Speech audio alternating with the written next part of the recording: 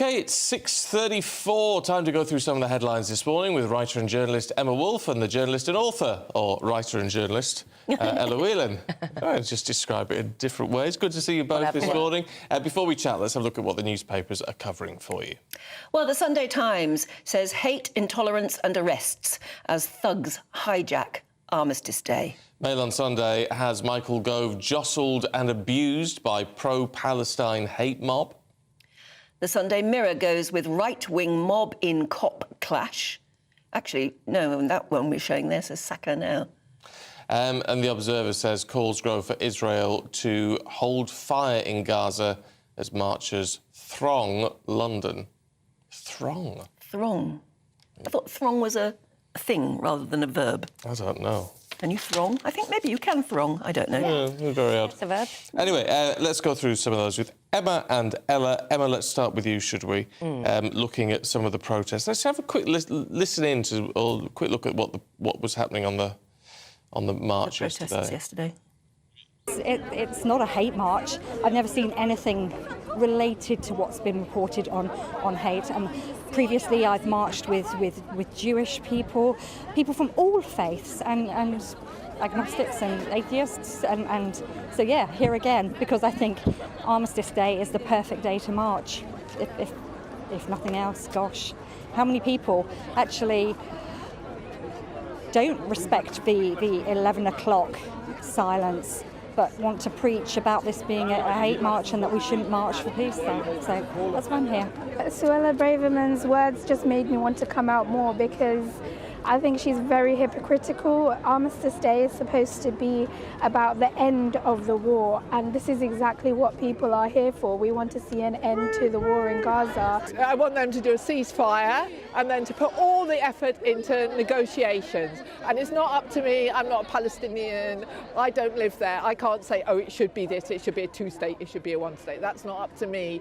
What's up to me is to talk to my government, to say whatever I can to my government to stop supporting Israel doing what they're doing to the people of Gaza. Difficult to call them hate marchers, isn't it? Of course it is. And we know that the vast majority of marchers were peaceful yesterday. And I respect their cause as well. But there is no doubt in my mind that the day and the weekend has been hijacked, you know, by this issue. The fact is, this weekend should have been a moment of calm and reflection and peaceful remembrance, and thanks as well to people like my father and I'm sure grandfathers and many people's families who fought in the war, and many of whom gave their lives. It's been hijacked, it's been ruined. Ella? I think that there is a fair point to... I think I support the right to protest, I'm sure most people do. And I think there is a fair point to saying that on a day of which, as that young woman described, is meant to be about the ending of conflict, the ending of a specific war, but, you know, that in the 21st century you might be able to relate that to what's going on in Israel-Gaza. I'm not so sensitive about the timing of the march. And my problem is that is more the content of the discussion about Israel-Palestine, which is the thing that annoys is not a really appropriate word. But the thing that gets me is the constant discussion about ceasefire, when in actual fact I think we should be more honest and say that what is being requested is just for Israel to stop, because Hamas isn't interested in a ceasefire at all. And so using the language of ceasefire makes it sound like there are two kind of forces that are just knocking heads and just need a little bit of Western intervention to help them sort it out. There's such an oversimplification of what's happening, and I can understand why a lot of British Jews are trying to get to grips with why so many people think that that Israel should just give up and allow Hamas to regroup and continue to kill Jews. So have always been critical of Israel. I think lots of people on that march have quite an old-fashioned position around Palestinian self-determination, which I think is still relevant and is still important to talk about. What I wish there was on marches like that is more posters condemning Hamas, just a clearer line on Yeah, Hamas. there does seem to be a lot of skipping over or conveniently forgetting. And of course, the history, it goes back, and it's such a complicated situation. But firstly, as you say, Hamas is in no mood. They're not even close to sitting down and negotiating. They would just do October the 7th all over again, those wouldn't they? hostages, exactly. And a lot of people on those marches are just sort of skipping over what happened 4.5 weeks ago. Sorry, 5 weeks ago. So, I mean, that's, that is problematic. And then you have the extremists, you have the pockets of individuals who kick off. And I think we all knew that when dark fell and when hundreds of thousands of people, I mean, some pro-Palestinian organisers are claiming that up to 800,000 people were in central London yesterday. I think it's more like 300,000. Thought to be more That's like what that. the police are saying. But the idea that you can ask those people who are inflamed anyway, emotionally worked up, and many troublemakers who've been drinking all day or whatever, you can ask them to disperse peacefully. It was always going to be a very, very tense situation. Yeah, but enough to... I mean, you were saying earlier on, it hijacked, but was that enough to ban it? Yes, I do. Well, OK, banning is such a strong word, isn't it? Because I think it's the legal threshold, isn't it? I know, and that threshold of extreme violence, according to Sir Mark Rowley, was not met, and that's the law. But I do think that it would have been a gracious and very beautiful gesture to say this weekend is about the veterans. This weekend is about that commemoration. Yeah, I would agree. I wouldn't agree at all. I think it would have been appalling if the march had been banned in the name of being gracious, because the precedent that sets for having some kind of emotional threshold for the right to protest is not good. But there was this interesting... It's a sacred weekend. It's a sacred weekend for some. And, the fact is we live in a free society in which there is, respect is very important, but, the right to protest, I think, is probably more important. In fact, I think we've got a bit of film of a protest that actually happened in Tel Aviv yesterday. Let's have a look at that. We are here to protest against the indiscriminate killing of civilians that we are seeing in the past weeks by Hamas and by the F in the Gaza Strip. We are calling for a ceasefire now and release of the hostages and going towards a solution to this never-ending bloodshed and continued killing. We are calling to end the deadliest war against Gaza. We condemn the killing of civilians, especially children, no matter if they're Israeli, if they're Palestinians. We want everyone that live inside the border and outside of it, whether it's within Israel, the Gaza Strip, or the West Bank, to live in peace and equality. Well, that's a sign I agree with. War has no winners. Yeah, well, absolutely. It was actually interesting what happened in Tel Aviv because, there is a large section of particularly young Israelis on the left who have, who don't agree with their government, who don't want to, who are opposed to Israel's movements in Gaza. But there was two sorts of protests. There was that which happened, which was a kind of young lefty one, and then there was also a second protest where family members of some of the hostages and relatives came out and also criticised the Israeli government, and their line was, you just should be focused on bringing them home. Instead, you're talking about flattening Gaza. We're not interested in flattening Gaza. We're interested in bringing them home. So actually, there's mounting pressure and criticism even within Israel, because there is this sort of there's this double thing going on, which is obviously a focus on trying to return the hostages, but the wider sort of consequences of what's going on within that region and the Israeli government's, long-standing interests in, its relationships with Gaza and the West Bank and all the rest of it also comes into it. You just can't figure out how this is going to end, can you? Well, there isn't a clear way in which it's going to end. I mean, Netanyahu has been... the Israeli government has been quite clear that it has an interest in who takes over. With Gaza, it said they will not allow the PA. It will not allow... it's not just a kind of clear Gaza and see what happens. A lot of people are saying there is no exit strategy, there is no plan. No. But there kind of can't be. Who could have expected Hamas to do what it did? But what annoys me with this, and it forgive me, but it does annoy me, is you have an awful lot of people with black and white views on this, which you cannot have on solution. this. You can't. It's so complicated. And I think I was just listening to those young guys in Tel Aviv, and I think basically much of the younger generation and many of us are at heart pacifists, and that's not a solution. That's not going to get us anywhere. No, we calling just don't for peace want. doesn't create peace, does it? I know, and not when you're dealing with people like Hamas or a very, very angry, understandably, Israeli Prime Minister and cabinet. And basically, we just don't want any more innocent civilians on either side to be killed. And it's going to happen, and that is what is happening in Gaza at the moment, and that is what is what happened on October the 7th. Yeah, I mean, that's the. And we're not military experts either. No, but that's the harsh reality, isn't it? Call for a ceasefire, have an actual ceasefire, and that will almost inevitably result in more Israeli civilians being massacred at some point down the line. Yeah, or release the hostages and then have a ceasefire. But Hamas are not playing ball on that either. I just think it's interesting, that clip that we showed of the woman towards the end of the Vox Pops who was saying that I'm not Palestinian, I can't say anything about what happens in that region, but I can say something to my own government.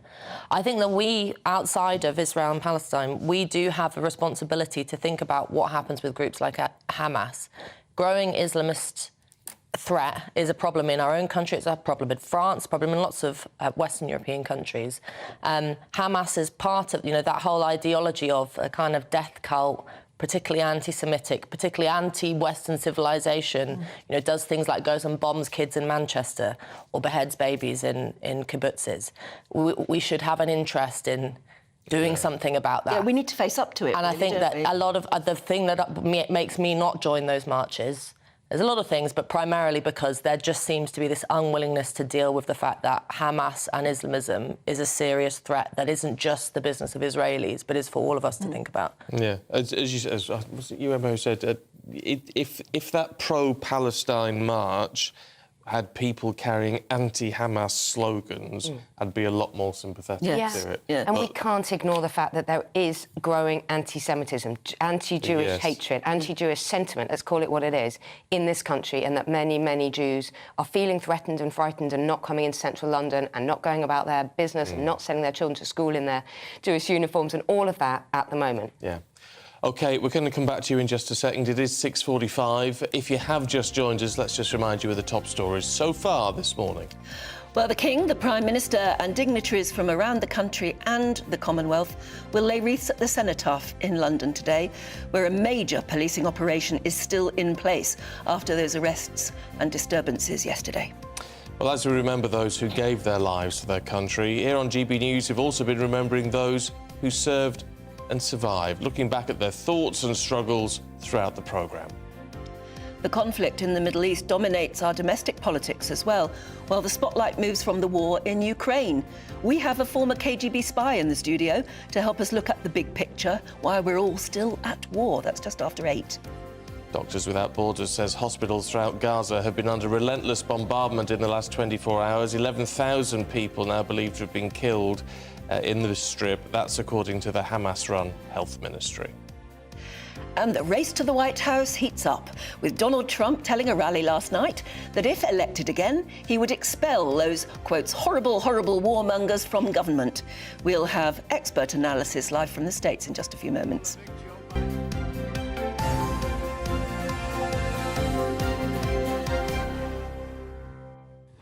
OK, going through the headlines with Emma and Ella. Emma, let's have a look at these bronze sculptures of Prince Philip and Queen Elizabeth unveiled last night. God, it's so confusing now. King this and Prince that, and everyone's everything's moving around. So this was King Charles and Queen Camilla. They were unveiling statues of the late Queen Elizabeth II and Prince Philip, his parents, obviously, at the Royal Albert Hall, and they're very lovely, actually. These bronze sculptures.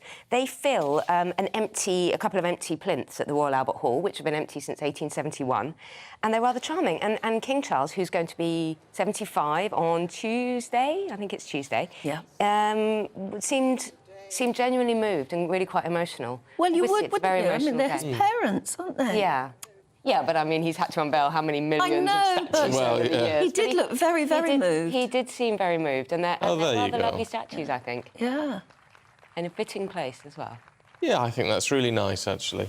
And those empty plinths. I love the Royal Albert Hall. It's fab. It's a fab place, isn't it? It's wonderful. It's brilliant. I used to do concerts there with Blue Peter, filled with kids.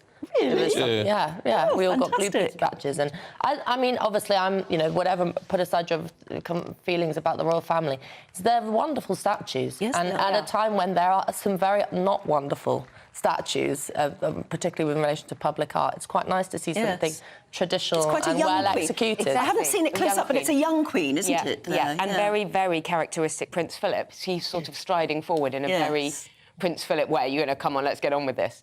I think they're beautiful. And you're right, there are some statues where everybody says, oh, and kind of doesn't quite know what to say. For example, in Parliament Square, there are some slightly odd public statues, but I think these show the king, the late Queen and Prince Philip at their sort of young, beautiful best. Yeah, because it was the Festival of Remembrance last night, wasn't it? Which is a wonderful event. I didn't see it because I didn't stay up late enough to watch it, I but didn't that's see it, usually where they let off all the poppies and all the poppies come floating down. Absolutely wonderful. It's a lovely event.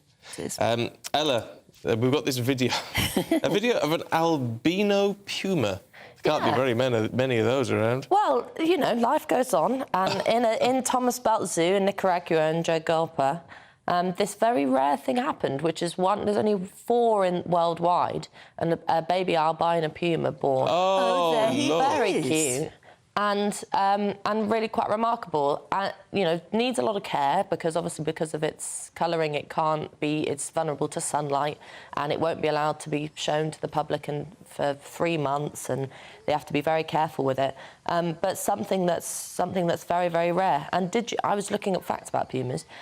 Pumas have the largest geographic range of any land mammal in the Western Hemisphere. So how big is it? I'm not sure. I don't know. I think they're the fastest. Aren't they the fastest? Yes, Yeah, I've always heard that pumas are the fastest on the planet. I thought that was leopards and things. Oh, I don't know. I'm going to have to check now. But I mean, if you're listening on the radio, you're missing it. It's just, it just looks like a lovely white pussycat. It looks really sweet. I'm not an animal person at all, and I'd quite like that. Yeah. I think that's very sweet. Just over 6 kilos. 6 years. Oh, bless. So it's sort of, a couple of bags of sugar. When it grows up, it'll be a bit more scary, I suspect. It will be. I just hope it doesn't. Will it integrate properly? Even they have to do certain things like, obviously the animal kingdom is the brutal place. They have to keep the dad away because they're known to kill their cubs, and they have to be very careful about human smells getting on the cub in case that the mother gets confused. But no, she's taken to it as any normal coloured cub, so tell you what, it's if a you happy Google story. puma, which I just have, it comes up the trainers, the people who get trainers. Of course. So I'm still trying to find that for you, but there you go. Large secretive cats. And where is Jogalpa? It's Nicaragua. Nicaragua. Oh, there you go. There you go. Well, that's lovely to see, actually. OK, they're large secretive cats, commonly known in some places as cougars and mountain lions. I never knew cougars and pumas were the same thing. And why are middle-aged women who have relationships with younger men called cougars? Where does that come from? Is that just because they're predatory? Possibly. Yeah, well, you've answered your own question there. Yeah. Just wondering. Or, slinky, saucy. Sauce, well, yeah. Usually dressed in leopard print. Yeah. Oh, well, that could... Well, all right. more silly carried away. stereotypes. Can't find anything about the speed at which they run, so maybe we are thinking of something else, but there you go. Beautiful cat. Talking of speed, Emma, in The Sun this morning, they're talking about the dangers of slow drivers. Yeah, it's not just speeding drivers who cause accidents. Actually, slow and hesitant drivers, and I think we all know this, actually, from being on the road, whether by bike or car, slow drivers, people who slow down suddenly, people who are very hesitant and don't kind of, go at the green light and all of that, they can cause as much problems as speeding drivers. And apparently, according to The Sun, more than 1,400 people have been killed or injured over the past 10 years in crashes by drivers going too slowly.